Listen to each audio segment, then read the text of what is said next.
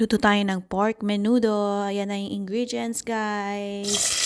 Ipapan fry nyo lang muna yung potatoes and carrots. Bakit? Dahil para hindi siya madurog habang minamekos-mekos nyo siya.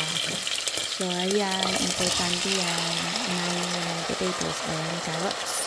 Pan fry lang for 2 minutes. And then, isa-set aside nyo na siya after maluto. Half cook lang. O, diba? Para ka lang naglalaro yan. Then, isa-set aside mo na siya. After mong ma-set aside, isusunod mo ng i-pan fry yung na-chop na liver.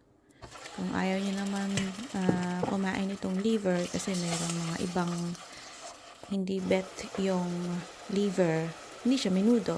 Pork lang siya. Diba? And then, next mo na yung garlic and onions. Sautein nyo lang siya. Dapat yung anak ko paglulutuin ko nito kaso inuubo yung anak ko. So, ako na lang. So, since sabi niya, ano daw yung menudo? Sabi ko, nakain mo na yon. Hindi mo kasi alam yung kinakain mo. Dapat inaalam mo muna bago mo kainin. So, ayan. I-add mo na yung marinated pork. Nakalagay dyan sa description na minarinate ko muna siya sa lemon and soy sauce. Tapos nilagyan ko ng aromatics, pepper, and laurel leaf for 1 hour.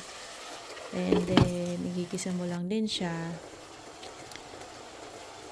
Kapag nakita mo ng luto na yung meat, paano malalaman? Di ko alam te. Basta alam mo na yan kung luto na yung pork. Halu-haluin mo lang.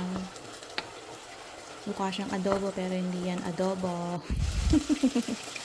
And then next, yung tomato sauce. So, yung tomato sauce na nabili ko, meron na siyang kasamang bell peppers. So, hindi ko na dinagdagan ng bell peppers tong recipe na ito. Pero kung mahilig kayo sa capsicum, char, pwede mong dagdagan ng bell peppers yan. So, yan, dinagdagan ko pa siya ng liver spread para masarap ng bongga. Then yan, isisimmer mo lang siya hanggang sa maglasan yung sauce. And then add raisins or sultanas. Mabilis lang siya. Actually, ang mahirap lang yung magtadtad. Yung wala kang tiyaga magtadtad, huwag ka na magluto. Bumili ka na lang. So, yan, pickles. Optional lang din yan kung gusto mo ng mince or ikaw na yung maghiwa. And then, frankfurts or hot dogs. And then, i-add mo na yung liver. O, diba? Niulam na kami ng 1 week. Pero, siguro mga 3 days lang ito maglalas sa amin. So, at the end, saka mo na i-add yung gulay para hindi siya madurog. O, diba? Dagdag kaalaman, mga beshi. Ayan na. Luto na ang handaan sa fiesta. Ito lang yung pinrepare ko noong February 15, nung nandito si Adrian. Ayan na, kain na. Siyempre, wag nyo kakalimutan ng kanin. Kain na kami. How was it? Okay. O, diba?